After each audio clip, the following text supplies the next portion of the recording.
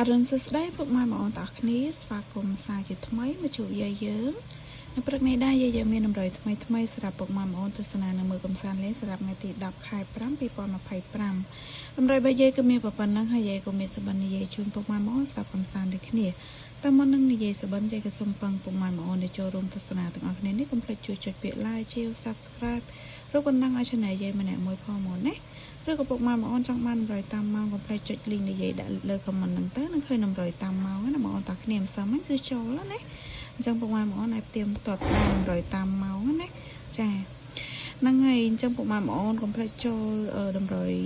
ចូលមើលតម្រុយតាមម៉ោងម្នាក់មួយទៅដើម្បីឲ្យយាយមានកម្លាំងចិត្តធ្វើវីដេអូបន្តទៀតតោះចឹងពុកម៉ែបងប្អូនចូលមកស្ដាប់សបិនយាយយប់មិញនេះយាយសបិនឃើញចាឈរនៅក្នុងទឹកចាឈរនៅក្នុងទឹកចាប់ត្រី ចាប់ត្រីណាហើយត្រីហ្នឹងឃើញត្រីឡើងធំតែពណ៌រៀងខ្មៅទឹកហ្នឹងទឹករៀងខ្មៅដូចទឹកលូចឹងតែឃើញសត្វត្រីអណ្ដែងបងអូនត្រីអណ្ដែងហែលពេញហ្នឹងហើយឃើញយាយឈរចាប់ម្នាក់ឯងអត់មានឃើញចាប់ដាក់នៅនឹងអីទេគឺចាប់លេងបណ្ដោយសត្វត្រីនៅក្នុងទឹកហ្នឹងណាចា